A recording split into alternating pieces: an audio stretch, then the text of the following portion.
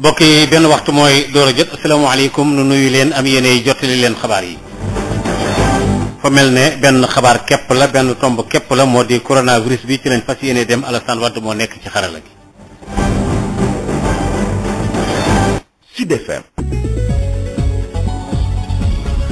jërë ngeen jëf mbokk yi ci ànd ngeen ànd ak ñun ci njolloor gi am na juróom-benn yu yees yoo xam ni itam wopp ji jot na leen alawte ko fi nu toll nii gannaaw ba nga xamee ne nee ñu ci biir juróom-benn yooyu la juróom yi dañ koo jéggi indi tàbbal ci réew mi kenn ki nag moom xëy na jëflante wala daal ku kaw ñu wàll ko mu nekk nag fi nu toll nii boo xayma téeméeri nit ak juróom yoo xam ni yi wax nañ ne daal ñoom ñoo am tawat ji ci ñeen jot a xam fii ci biir Sénégal juróom-ñeent yi nag ñoom nee ñu fi nu toll nii wér nañ docteur Aliou Diouf lii la wax ñu déglu ko.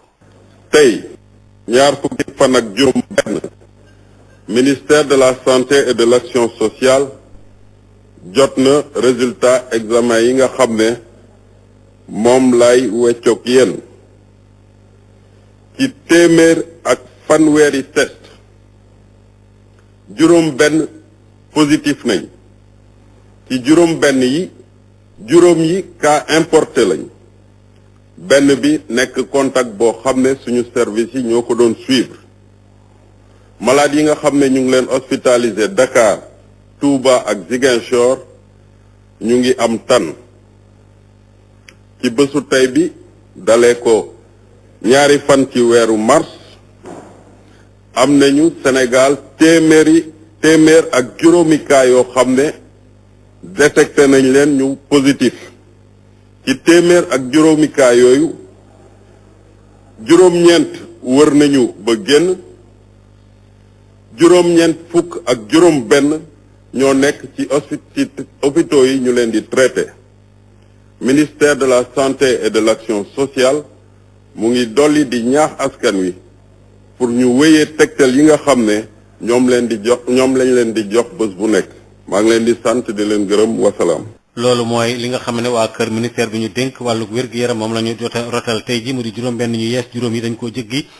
tabbal ci réew mi kenn ki wàlle ci wàllu jëflante loolee li ko sabab rek bokk na ci nee ñu daal nit ñi itam ba léegi diggal yi ñu leen joxoon ñu war caa mën a nekk ndax bu demee ci banlieue bi jafe na lool li nga xam ne wax nañ leen ko ñu ne daal képp koo xam ne kii da nga yóbbu ay nit ñaar ndek bu fekkente ne kalando yi ñaar doomu aadama lañ wax ne daal waaye nag ñu bari sax wegguñu loolu ndax chauffeur si am na ci ñoo xam ne dañoo yokk sax paas yi diggante Parcelles Assainies ak diggante Pikine ak gox yooyu nga xam ne moom moo jiite ak ba Parcelles Assainies lu mu gàtt da nga ci fay lu tolloog téeméeri dërëm El Hadji Moussa Thiam.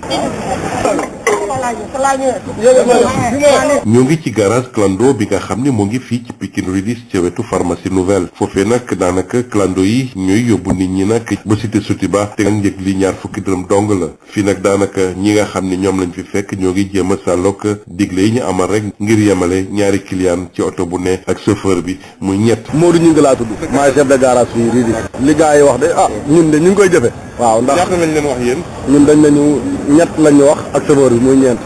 loolu la ñu wax de loolu lañ dégg. pare gu ñu wax sax benn coow jóg diggante ñi nga xam ne nag ñoo di client yi ak coxeur yi nga xam ne nag dañoo jékki-jékki rek yokk njëgu transport bi daanaka daal foofee kenn déglootul sa morom. ñaar rek situation rek la moo ko waral mais après lii yëpp dafay jeex. déedéet c'est pas normal. te yoon da ngeen di yàpp normalement ñaari place loolu mooy logique. la moo tax yëpp kaat. waaw mais situation ñu dañuy ñaan ñu tontoo dimbali xeexuñu xëccoo dañ leen dimbaluñu situation moo tax. sorewu ko dara nag foofee le garage Parcelles Assainies nekk ci Carrefour tali bu mag bi njëgu transport bi yokku nañ ko jamono ji nag pour dem Parcelles Assainies juróom fukki dërëm yu mu doonoon da nga si teg yeneen juróom fukk mu doon téeméer ngir nga mën a dem. mu doon yokk boo xam ne sax jaadu na ci kàddu yi tukkee soxna si nga xam ni fa lañ ko fekk nag mu ngi takk maskam ànd ak njabootam. ñaari nit la ñuy yëpp. waaw loolu dafa métti ñaari nit la ñuy yëpp ak seen essence ak yëpp. fii nag li nga xam ne daal digle amal ñaari client ak chauffeur bi muy ñett nag foofee respecté nañ ko bu baax ci kàddu yi tukkee ci Mamadou Fall bi nga xam ni moom la ñu wooyee Boy Fall di chef de garage bi. léegi client moom day fay beneen client bi beneen passe bi pour méthode de sécurité ki ci question fay beneen passe oto bi def. ba léegi mu ngi ñuy xamal ni rek jamono ji waxtaan gu tar am na diggante ñi nga xam ne nag ñoo di chauffeur yi ak client yi ngir wàññi coow li. su expliqué bi day comprendre xam ne lii du yokk lii ko tax a jóg normal ñu ngi leen accueil bu chaleureux parce que réew mi ñëpp ñoo ko bokk. kon noo joti xibaar yi fii ci bandi dakaroise El Hadji Moussa Thiam ngir rajo Sud FM. El Hadji Moussa ñu ngi lay jaajëfal bu baax a baax alkaati yi ñu ngi def seen liggéey ci képp ku mën doon koo xam ne ki gis nañ la nga yàpp lim boo xam ne bi dafa ëpp dañ lay daal di dindi ca Mbour moom bu ñu fa demee marché ba sax tey jii marché Petite Côte boobu ca Mbour tey ji lañ ko daal ne ràpp tëj ci suba ñoom sax alkaati yi jàppoon nañ luy tolloog fanweeri nit ak juróom benn ndax ñoom fi li leen waxoon def leen ko bu leen génn yooyu moo tax ñu jàpp leen Babacar Sow. ngir jàmmaarloog coronavirus marché bu mag bi nekk ci Mbour daal nañ ko upp ràpp tey jii ci fajar waaye takk der yi def li ni mel ginnaaw ba nga xamee ni préfet bu Mbour moo joxee ndogal bi di loo xam ne lii tey ji lañ ko tàmbali ci suba gi waaye nag daal nañu seet ni ñuy doxali mbir yi ci béréb bi jaayukaay yi ci biir dëkk bi itam gis nañ ni boutique yi ak magasin yi nga xamee dañuy jaay upp nañ leen ràpp di loo xam ne lii nemmeeku nañ ko itam ci wàllu dem beeg dëkk bi ndaamar yi ñuy gis ci mbedd mi barewuñu suñu nemmeekoo ni duñu gis benn client ci biir waaye dañ kumpa yi ak waaye taskati xibaar yi dong la ñu gis ci mbedd yi jamono ji ci marché bi itam bu weesoo altine talaata àllarba ak àjjuma bu ñu jullee fajar ba juróom benn waxtu ci ngoon dakkal nañu bépp yëngu-yëngu ci jab yi ñuy fàttali itam ci ndogal boobee ñi ngànk ndogali ci wàllu service d'hygiène rawatina waa kër docteur daañu gunge askan wi yeewoo ci Petite Côte di loo xam ne ni nag ni ñu ko gisee wuute na lu jëm ci wàllum couvre-feu bi waaye takk der yi guddik ñaar fukki fan ak juróom jàpp ñaar fukki fan ak juróom benn ci weeru mars ci atum 2020 daal nañu engagé lu toll ci téeméeri élément GMI corps urbain ak brigade intervention polyvalente daal nañ jàpp fukki ndaamar ak juróom benn nit ñi ñu teg loxo toll nañ ci fanweer ak juróom benn ngir ñàkk sàmmoonteeg yoon Babacar Sow dañ ci jokko ak yéen fii ci Mbour pour Sud FM. li nga xam ne ci bérébu jaayukaay yi dañ ne kenn ku ñëw ku ne sa digganteeg fi nga taxaw bu dee da ngeen di rang lu mu gàtt gàtt ngir doomu jàngoro ji ñu moytu ko na mat benn mètre ak lu ca toppandi sax day gën a baax ndax daal supermarché yi ñu fay dugg dañuy rang waaye kenn ku nekk da ngay taxaw maye lu mat benn mètre keneen toppat sa gannaaw maye lu mat benn mètre bu ko defee rang gi mën a dem ci ak piix loolu nag itam sax ñu bare bari ñu ngi koy wekk fi mu toll nii ngir xeex Covid 19 bi fi mu toll nii ci Auchan ba nekk fële ci Sacré-Cœur day mel na loolu ñu ngi ko fay bàyyi xel Aïssatou Gueye Ba kon daañu ci dikkaat léegi gannaaw ba nga xamee ne benn wax daanaka moo dem bay tolloog luy xaw a jege fukki minute itam ba léegi ñu demandi ci béréb yi nga xam ne dañ fay jaay lu mel ne supermarché yi ak itam yeneen béréb it yi nga xamee ne fi nu toll nii nit ñi dañ fay dugg di fa am lu ñu fay jëfandikoo loolee nañ koy doxale mooy bu dee dañuy rang ngir tabbi ci biir fokk rek sa digganteeg sa nawle bi dugg ci bitig bi tolloog lu mu gàtt gàtt benn mètre Aïssatou Gueye Ba. nit ñi war ñu jegeyantoo ngir rek moytu lawum feebar boobule mu nekk nag ab mesure boo xam ne du ñëpp ko respecté ci biir supermarché yi ñu ngi fi nag ci ab supermarché bu Auchan fii ci Wakam boo yegsee nag daanaka ay gel hydroalcoolique la ñuy jox client yi waaye ran amu fi loolu nag dérangé wul benn yoon client yi ñu dajal. fajar gi nekk xam naa peut-être fii ba ci kanam waa dina am ran man daal. ci suba dérangé wu ma moom. ñu jëm nag fële ca Auchan bu Sacré-Cœur waaye li fa am bokkul ak fa ñu jógee ndaxte fii ba ñu yegsee daanaka ay vigile ñooñu dalal fekk fa sax ay nit ñi ran di xaar seen numéro génn ngir ñoom ñu mën a dugg def seen ravitaillement te nee na nag fii lu ëpp 235 personnes waruñu rek circuler bu ñu sukkandikoo ci kaddu vigile bu ñu dajal. 235 personnes lañ demandé pour ñu dugg ci biir quoi. waaw léegi d'ici ce matin agent bi nekk ci porte yi mooy filtré loolu waaw non pour gën a kii rek pour protection nit ñi xam fii magasin bu mag la boo bëggee recevoir du monde comme ça bu yàggee rek infection day am ci biir quoi. ab dogal boo xam ne arrangé wul benn yoon client ñi yàkkamti waaye lu gën la ci contexte bi nga xamante ne feebar bi mi ngi law ci min réew bu ñu sukkandikoo ci kaddu ñi ñu dajal. vraiment biñ ma naaloo pour man lu rafet la parce que jamono bi moo demee noonu maladie bi mu ngi law donc il faut prendre toutes les mesures pour jéem a aar nit ñi. ak feebar bi nii il faut ñu jël suñu précaution c'est normal xam nga Sénégal moom dafa xaw a doy waar dañuy teg ay critères ñu koy critiquer mais suñu jàmm yaram lañ ñu bëggal lii moom lu baax la très bien. ab lawum wopp bi di Covid-19 tax kii di nguuru Sénégal daal di décréter état d'urgence fii ci min réew waaye doomu Sénégal yi ñu dajeel mel ni nag ñu jaaxle ci kaw feebar boobule law gi mi law ñoom nag nara rek jël bépp matuwaay ngir rek mën a mooy wopp boobee di Covid-19. ñu ngi lay jaajëfal bu baax a baax li toll ci màggat yi nga xam dëgg nañ ci 3e âge romb juróom benn fukki at yàlla jëm kaw wax nañu ne day ñoom ci seen bopp itam ñu ngi jël seen kéemtalaayal kattan ngir mën a wekk lépp loo xam ne aju na ci wàllu cet gi ak itam li nga xam ne wax nañ leen ko ndax tawat ji ñaare bu dee ci réewi tugal yi ci bare bari màggat yi la gën a sonal Fatoumata Diallo. ngir nag moytu dajaloo yi ñi ñuy woowee personne du 3e âge ñi gën a féete mag ci askan wi ñoom nag dañu mujj bàyyi sax grand place yi ca noonee sax la sëñ bii di firndeel di lay kàddu teg ci ne mi ngi jël bépp matukaay ci wàllum set gi ngir moytandiku wopp gilee. donc benn tey ak man ak ñeneen ñi fa doon tase ñi nga xamante ne comme man dañ fay dañuy jullee ci suba ba pare naan ataaya ba ñu ñor di tàkkusaan mais buñ fa jógee rek dañ daan ku nekk da daan ñibbi bon mais fi mu toll leen nii njàngoro ji tax na ba léegi loolu dañ ko bàyyi daal waaw ndax xamul daal li xew li gën a tax ñu bàyyi ko ñun dañoo xamatul li xew. sëñ bi tamit ñu taseeg moom biñ ko laajee moom mi ngi xam ne nag jota mayetu ko muy dem ca grand place yi. dematuma grand place. ndax lan aw ma jot grand place dafa am jot. waaw loolu moo tax dematuma. bu weesoo nag grand place yi ñu wooyee 3e âge moo ñu gën a féete mag ci askan wi ñoom nag amuñu benn activité te noonee sax jàngoro bi nag ni muy wéy di lawee ci dëkk bi ñoom nag nee nañ dañuy mujj di toog seen i kër ngir mooy tondiku dajaloo yu bëri yi. syndicat taskatu xabaar yi SYNPICS ñoom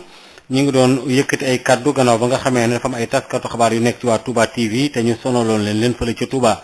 gannaaw ba nga xamee ne ñoom seen diggante woon ak alkaati yi waa SYNPICS nag di fàttali daal ministre bi ñu dénk wàllu intérieur nag itam mu bàyyi nag taskatu xabaar yi nag ñu dox na mu waree tey tamit gannaaw ba nga xamee sax léeg-léeg ñu jox leen ay këyit yoo xam ni daf leen di autoriser loolu SYNPICS nag daal nee na patron de presse itam war nañoo bàyyi xel bu baax a baax tamit daal ñu respecté ñoom itam couvre-feu bi ni ñu ko tëddalee Maguette Ndong secrétaire général adjoint la maanaam ci waa SYNPICS waxtaan ci ak Denis Samb. bu fekkee ne tey ministre bi jox na autorité préfectorale par exemple jox ay autorisation spéciale au journalisme de pouvoir circuler loolu police war na ko respecter moo tax ñun loolu mën ñu ko comprendre et que dañ koy condamner jusqu'à la dernière énergie ñu interpeller aussi tamit ministère mais aussi tey ji war na mën a bàyyi tey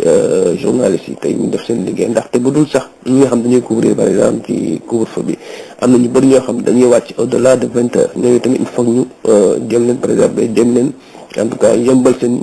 ñibbi bu ñu fekkee dañuy wàcc ko yémay ñibbi beneen bi nag mooy patron de presse li ñu leen laaj tey jii mooy dara jaratul fi mu nekk ñuy jël ay journalistes leen génn ci biti ñuy def ay reportage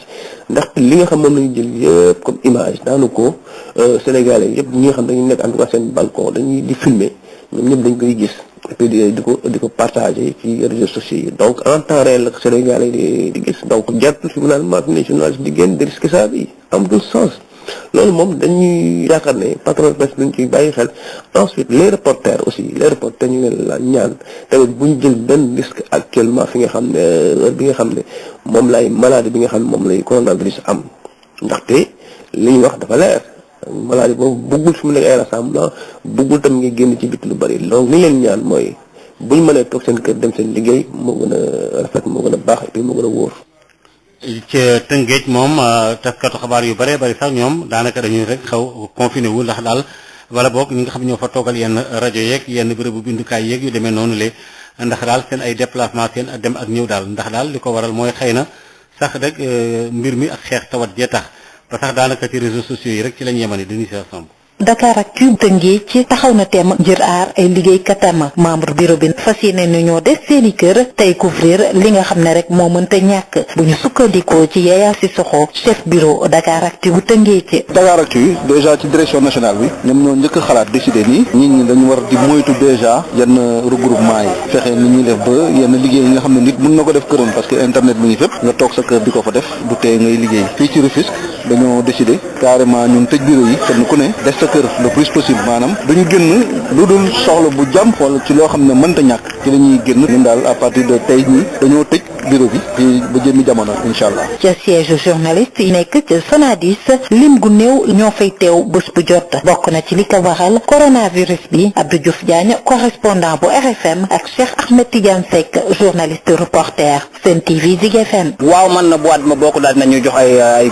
xibaar di ñu xamal ne nañu wàññi nga xam ne moom lañ daan dem tey dem li nga xam ne rek moom mënul ñàkk loolu danañ ko fas yéene def pour ñu xam naka la ñu mën a moytoo jàngoro ji di coronavirus. déplacement yi moom amul wàññi wala ñu koy jéem a sax di xel ñaar naan noo ay kii dama ko dakkal di jëm ci li nga xam ne mooy li itte am solo collecte information bi moom dañ ko limité ci li nga xam ne mooy li essentiel rek nan la ñuy def ba nga xam ne sénégalais yi wala bokk askanu Sénégal fépp fu ñu mënti nekk ñu mën a fàggandiku pour vraiment xeexal lépp lu jëm ci maanaam lawaay jàngoro bi quoi ci loolu rek la ñuy nekk pratiquement chaque jour. wàññi terrain bi gën a liggéey ci xarale yu yees yi jumtuwaay yi nga xam ne moom la journaliste yi di jëfandikoo jamono ji Abdou Diouf Diagne di dalal xelu auditeurs yi du dindi dara ci information yi nga xam ne nag war nañu koo jot jëm ci département wu Tëngéej. bu ñu waa Tëngéej te yaakaar nañu dañu toog banque suñu ay loxo lépp lu ñu mën ngir jox leen ay xabaar lépp lu ñu mën ngir artu lépp lu ñu mën ngir ñaax leen danañu ko def te toogaay du yàq dara ci suñu liggéey seulement nag deetul ñu gis tout le temps ci terrain bi comme ni ñu ko daan gisee parce que ku ne xam na ne muy journaliste muy politicien muy kilifa ku mu mën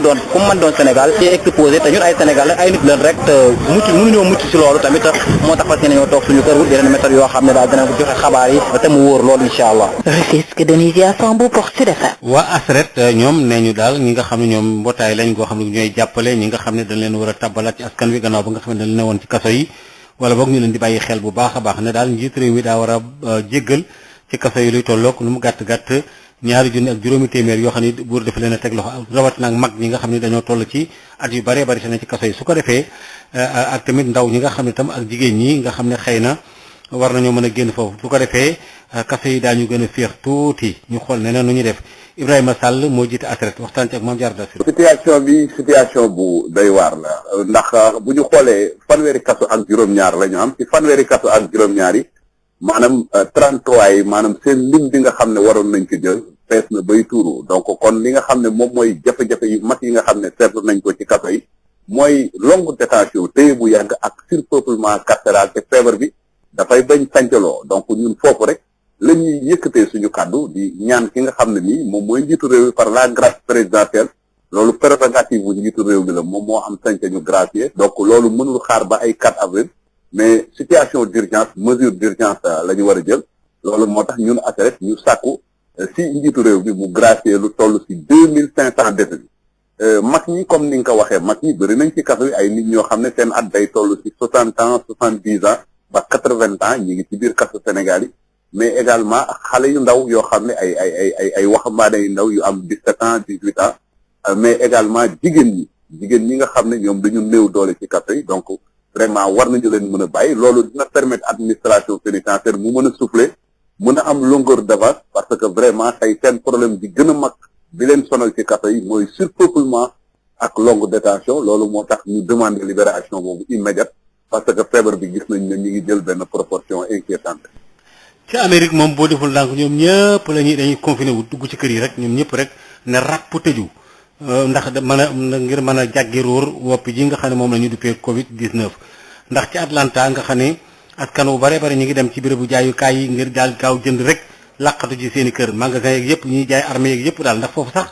moo ne sénégalais yu bare bari foofu la ñu nekk Fatou Bari.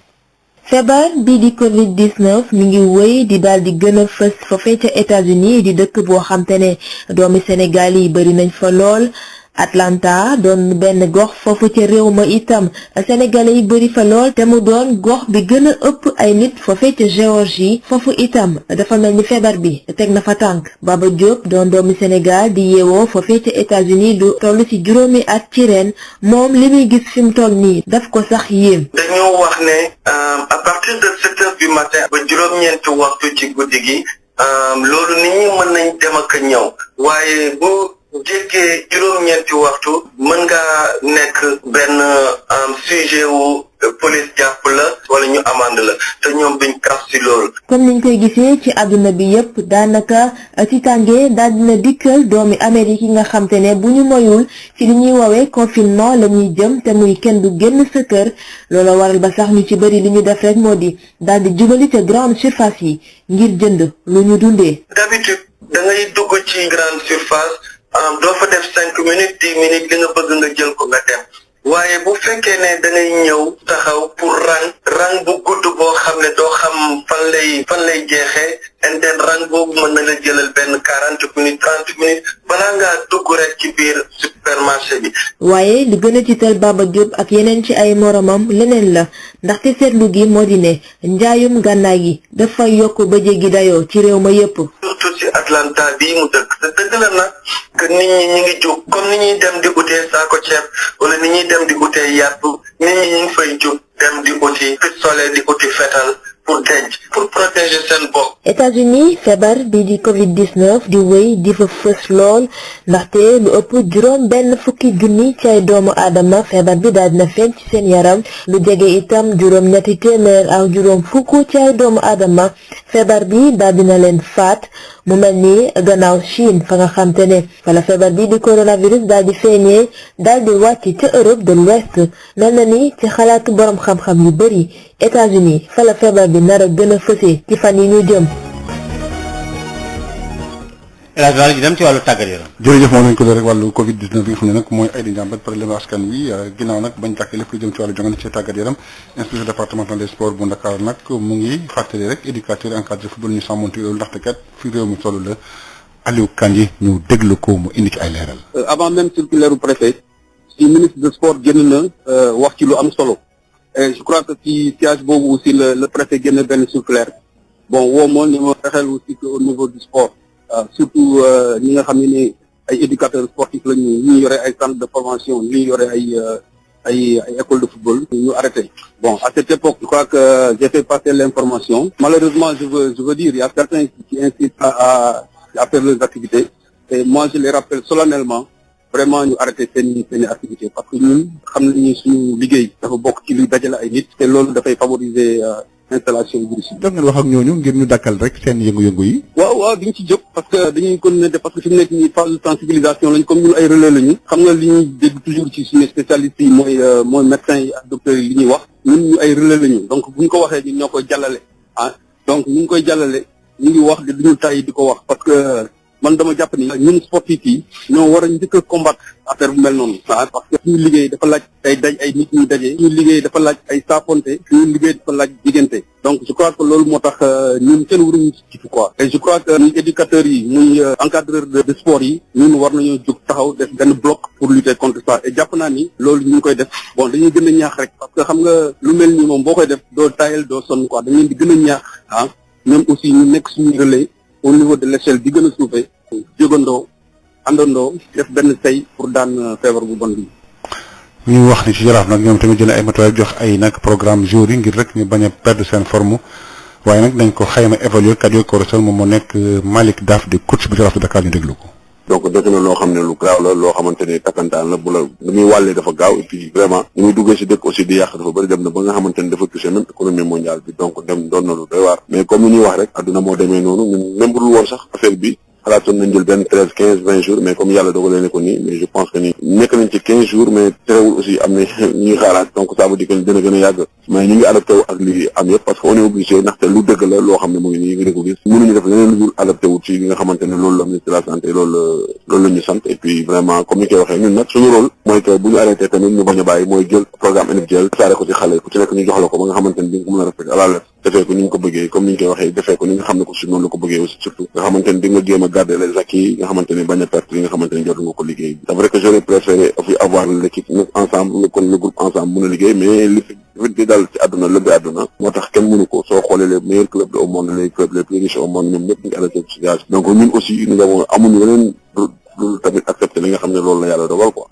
mais coach est-ce que ngeen am temps pour évaluer li nga xam mooy programme individuel li ngeen jox joueurs yi. waaw mais bu ñu joué 14e journée dañu waroon def benn trêve boobu nekk waroon am nañ temps pour évaluer pour def suñu évaluation ni ñu ko bëggee mais terewul man de chaque semaine bu ma joué pare damay def évaluation match bi nga xam moo passé noonu lay def mais évaluation générale bi ñu war a def par ci première partie saison bi vraiment aw ma temps def ko sama jour mais li xew nag tax na nañu gën a xalaat gën a gëstu gën a lii gën a jàngat xool bu baax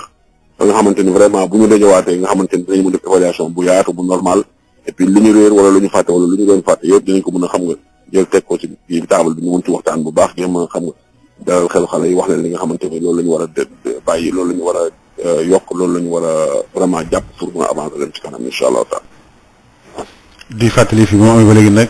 yëf yi ba mu amee ba léegi nag moo doon lépp lu jëm ci wàllu tàgg yoon dañu ko dakkal ci àdduna bi yëpp nga xam ne nag yëf yi fi mu toll nii mooy li jëm nag ci wàllu Covid-19 moom mooy ay di jàmbatage Maodo. jërëjëf El Hadj Mal kon fii saa si bokk yi ñu daal di dem ci wàllu yëglekaay yi ak kii di Habsa Elimane woon. CSIP ñëpp ràññee ko ci compagnie sénégalaise industrielle de PVC est une société spécialisée dans la production et la commercialisation de tuyaux en PVC et en PHD ñëpp ko ràññee ci réew mi ndax liggéey bu mucc ayib sous région bi fu nekk la ñuy fàqee di ñëw fii nga xam ne mooy Sénégal rafetlu seen liggéey lool naw leen lool ñu leen di proposer gamme boo xam ne dafa jëm ci diamètre 20 ba diamètre 400 millimètres lépp jëm ci ay évacuation assainissement pression ak adduction d'eau potable. Nous avons aussi des tubes télécom et des tubes orange. L'on namm ci tube orange wala tube télécom c'est que ko ci ñun. Nous disposons aussi d'un parc industriel relativement jeune. Amit laboratoire boo xam ni bokk na ci yi nga xam ne moo mujjee génn ci àdduna bi amit capacité de production bu doy. loo ci soxla rek ñu defal la ko. ba noppi it dañ lay jàppale ci rapport qualité prix toppatoo la xool say bëgg-bëgg gunge la jàppale la am nañu équipe bu dynamique boo xam ne loolu rek moo ko tax a jóg dañuy fexe client bi bëgg lool di kontaan lool lu ñu la jox nga ne gongo. Compagnie sénégalaise industrielle de PVC ña nga ca domaine industriel de Diamniadio lo numéro 66 appelez-nous au 33 950 54 54 woo leen ci 33 950 54 54 70 569 03 69 70 638 00 71 mail csip@csip.sn visitez notre site web www.csip.sn. Sénégal premier équipement et machine ñu ko naan STEM ñëpp ràññee ko mu nekk ci domaine u petite mécanisation bi nga xam ni moom mooy yombal képp ko xam ni da nga di baykat ak képp kuy liggéey mu indil ñu nag ay moissonneuse batteuse ci wàllu ceeb bi dañu daan sëgg nekk ci biir sonn lool mu daal di ñuy indil loolu nga xam ni moom moo di moissonneuse batteuse de riz STEM indil ñu machine bi bàcc gerte gi di séparer gerte gi ak ngooñ gi ñu koy wax batteuse d'arachide d'une capacité de 600 kilogrammes par heure amit tamit machine décortiqueuse d'arachide moom mooy machine bi nga xam ni mooy xolli gerte gi jël gerte gi teg ko fii mu doon temb ba noppi daal di jël xollit yi daal di koy tegee lële te it xollit yi mën ngeen ko jëriñoo waat décortiqueuse d'arachide désherbeuse multifonctionnelle mini tracteur de 24 à 28 chevaux remorque agricole herse rotative ak ay moteur 1115 yoo xam ni am na nag quantité bu doy ba noppi ñu yombal leen njëg yi STEM day yëngu tamit ci production tricycle de marchandises ak tricycle de transport de passagers. Sénégal premier équipement luy objectif am participer ci loolu nga xam ni moom moo di jëm kanamu agriculture fii ci Sénégal ak ci Afrique yëpp noppal ñi nga xam ni ñoom ñoo di baykat yi woo leen ñu ci 77 724 91 91 wala 77 586 58 59 am nañu showroom ca Kaolack woo ñu ci 77 395 53 83 suñu showroom ba nekk Ross Béthio ci 78 530 50 32 suñu showroom ba nekk Kolda ci 78 173 03 84 wala 77 053 65 78 machallah Sénégal premier équipement et machine. su ngeen bëggee liggéey bu set bu mucc ayib ànd ak qualité ci wàllu production ak distribution établissement Mbaye et frères moo ci mën établissement Mbaye et frères amul morom ci confection double vitrage buñ la xësee defal double vitrage sa bureau wala sa dëkkuwaay dootoo dégg te coow lu bawoo ci biti naaj dootu la sonal te nag si ngay gën a mën a yaxanal courant établissement Mbaye et frères soo fa demee jumtukaay yi xew ci jamono waa Europe ak waa États-Unis di ko wër ñoom nga fay fekk ñooy finir sa verre ba mu rafet boole kook polissage prestige bu amul fenn ci adduna bi ak biseautage 45 degrés jumtukaay yooyu nag ñooy dagg verre bi nga bëgg ci gabari bu la neex établissement Mbaye frère ñàkk ko xam wóorul ay nit ñu xarañ te man seen liggéey ñoo fay xëy bés bu nekk fas yéene jaamu seen soxla bëggal leen ba ngeen kontaan ak établissement Mbaye frère soxlaa wutul génne réew mi di wuti matériel lépp nga fa établissement Mbaye frère HLM 1 rue 13 avenue Cheikh Amadou Bamba Dakar téléphone 33 864 75 15 CSIP STEM Sénégal premier équipement et machine ak établissement Mbaye et frères ñoo leen di may seen revue de presse.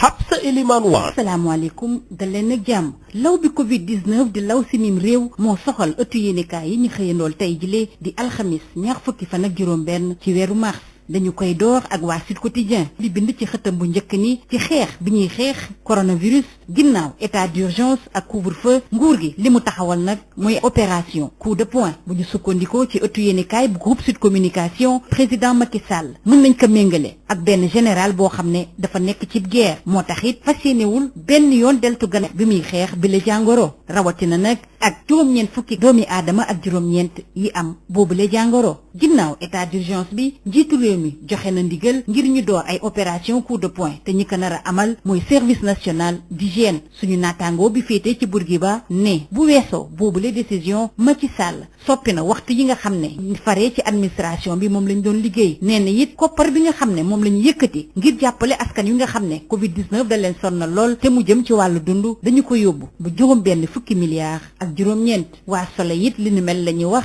li ko tax daal mooy dañoo seetlu ne am na ci ay askan yoo xam ne Covid 19 bi sonnal na leen tax nguur gi faaw mu jàppale leen. ak lu mun a am bilan bi fi mu toll nii ñaar fukki fan ak ñett ginnaaw ni coronavirus boobu duggee ci réew mi toll na ci juróom-ñeent fukki cas ak juróom-ñeent yoo xam ne wóor na ne doomu jàngoro bi mi ngi ci seen yaram. juróom-ñeent yi wér nañ ci juróom-ñeent fukk ya ñoom ba tey ñi ngi ci l'hôpital ñu leen di faj. kiy fàttali loolu le mooy Sud Quotidien. Tribune moom it di waxtaane law bi nga xam ne moom la coronavirus di law ci Sénégal. nee na mbir mi taxawul benn yoon ndax réew mi fi mu toll nii war na faj juróom-ñeent fukki doomi aadama. juróom-ñeent fukk ak juróom-ñeent ñu am doomu jàngoro bi ci seen yaram. démb mbaa dañoo jëm ci téeméeri kaa tey jile boobu laaj nag ci kay samp mooy Le Témoin Quotidien di ñu xamal ne Sénégal fi mu toll nii ci àdduna wërngal këpp moo ñëw ci kanamu dëkk bi nga xam ne moo gën a néew ci ñi nga xam ne ñoo amee doomu jàngoro bile. suñu naataangoo yi jox kàddu docteur Ismaïla Ndour mu waxtaane wàllu téeméeri kaa yi ñuy ruumandaat mbir yi taga tembe na bu ñu sukkandikoo ci médecin généraliste boobule. Covid 19 virus bi chloroquine moo ko mënal dara bu ñu sukkandikoo ci 24 heures bind ko ci xëtam bu njëkk. professeur Moussa Seydi bu service maladie infectieuse bu Fann di xamal ne dañoo gis ne jotoon na ñu door traitement bi jëmale ci wàllu chloroquine bi di ko jox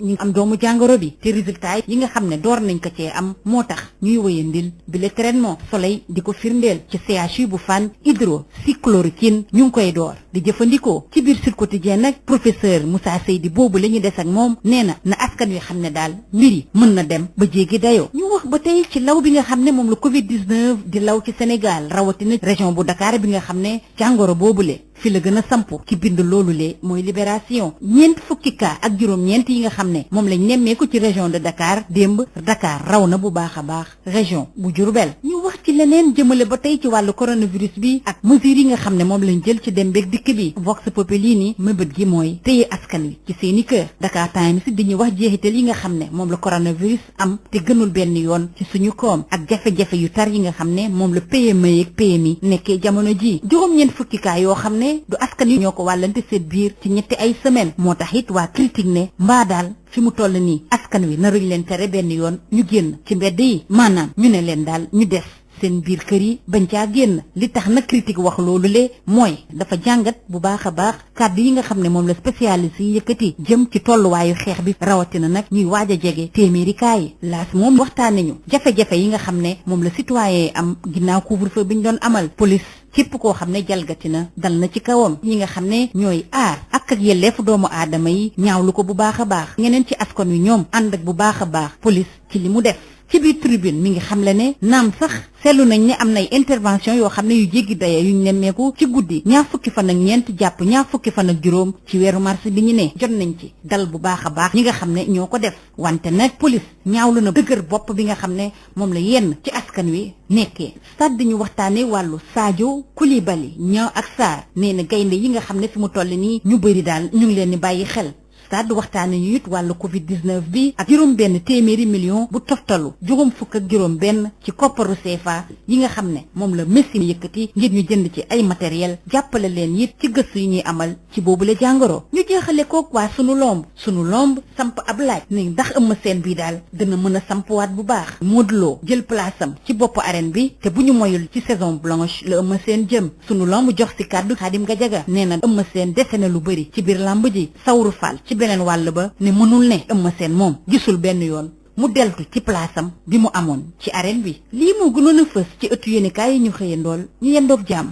CSIP ñëpp ràññee ko ci compagnie sénégalaise industrielle de PVC est une société spécialisée dans la production et la commercialisation de tuyaux en PVC et en PHD ñëpp ko ràññee ci réew mi ndax liggéey bu mucc ayib sous région bi fu nekk la ñuy fàqee di ñëw fii nga xam ne mooy Sénégal rafetlu seen liggéey lool naw leen lool ñu leen di proposer gamme boo xam ne dafa jëm ci diamètre 20 ba diamètre 4 100 millimètres lépp jëm ci ay évacuation assainissement pression ak adduction d'eau potable. Nous avons aussi des tubes télécom et des tubes orange. Loo namm ci tube orange wala tube télécom fekk ko ci ñun. Nous disposons aussi d'un parc industriel relativement jeune. Amit laboratoire boo xam ni bokk na ci yi nga xam ni moom mujjee génn ci àdduna bi. Amit capacité de production bu doy. Loo ci soxla rek ñu defal la ko. Ba noppi it dañ lay jàppale ci rapport qualité prix toppatoo la xool say bëgg-bëgg bunge la jàppale la am nañu équipe bu dynamique boo xam ni loolu rek moo ko tax a jóg dañuy fexe client bii bëgg lool di kontaan lool lu ñu la jox nga ne gongo. Compagnie sénégalaise industrielle de PVC ña nga ca domaine industriel de Diamniadio lo numéro 66 appelez-nous au 33 950 54 54 woo leen ci 33 950 54 54 70 569 03 69 70 638 00 71 mail csip@csip.sn. Visitez notre site web www.csip.sn. Sénégal premier équipement et machine ñu ko naan SEM ñëpp ràññee ko mu nekk ci domaine u petite mécanisation bi nga xam ni moom mooy yombal képp ko xam ni da nga di baykat ak képp kuy liggéey mu indil ñu nag ay moissonneuse batteuse ci wàllu ceeb bi dañu daan sëgg nekk ci biir sonn lool mu daal di ñuy indil loolu nga xam ni moom moo di moissonneuse batteuse de riz SEM indil ñu machine bi bàcc gerte gi di séparer gerte gi ak ngooñ gi ñu koy wax batteuse d'arachide d'une capacité de 600 kg par heure amit tamit machine décortiqueuse d'arachide moom mooy machine bi nga xam ni mooy xolli gerte gi jël gerte gi teg ko fii mu doon kemb ba noppi daal di jël xollit yi daal di koy tegee nële te it xollit yi mën ngeen ko jëriñoo waat décortiqueuse d'arachide désherbeuse multifonctionnelle mini tracteur de 24 à 28 chevaux remorque agricole herse rotative ak ay moteur 1115 yoo xam ni am na nag quantité bu doy ba noppi ñu yombal leen njëg yi SEM day yëngu tamit ci production tricycle de marchandises ak tricycle de transport de passagers. Sénégal premier équipement luy objectif am participer ci loolu nga xam ni moom moo di jëm kanamu agriculture fii ci Sénégal ak ci Afrique yëpp noppal ñi nga xam ni ñoom ñoo di baykat yi woo leen ñu ci 77 724 91 91 wala 77 586 58 59 am nañu showroom ca Kaolack woo ñu ci 77 395 53 83 suñu showroom ba nekk Ross Béthio ci 78 530 50 32 suñu showroom ba nekk Kolda ci 78 173 03 84 wala 77 053 65 78 machallah Sénégal premier équipement et machine. su ngeen bëggee liggéey bu set bu mucc ayib ànd ak qualité ci wàllu production ak distribution établissement Mbaye et frères moo ci mën établissement Mbaye et frères amul morom ci confection double vitrage buñ la xësee defal double vitrage sa bureau wala sa dëkkuwaay dootoo dégg te coow lu bawoo ci biti naaj dootu la sonal te nag si ngay gën a mën a yaxanal courant établissement Mbaye et frères soo fa demee jumtukaay yi xew ci jamono waa Europe ak waa États-Unis di ko wër ñoom nga fay fekk ñooy finir sa verre ba mu rafet boole toog polissage prestige bu amul fenn ci adduna bi ak biseautage 45 degrés jumtukaay yooyu nag ñooy dagg verre bi nga bëgg ci gabari bu la neex établissement Mbaye frère ñàkk ko xam wóorul ay nit ñu xarañ te man seen liggéey ñoo fay xëy bés bu nekk fas yéene jaamu seen soxla bëggal leen ba ngeen kontaan ak établissement Mbaye frère soxlaa wutul génn réew mi di wuti matériel lépp nga fa établissement Mbaye frère HLM 1 rue 13 avenue Cheikh Amadou Bamba Dakar téléphone 33 864 75 15 CSIP SEM Sénégal premier équipement et machine ak établissement Mbaye et frères ñoo leen doon may seen revue de presse. Maodo Faye. jërëjëf Abdoul Aziz mbokk yi ñoon teewloo ten jërëjëf benn waxtu moo dem ba fegoog luy tolloo ko ñeent fukki minutes ñu ngi leen di ñaanal jàmm.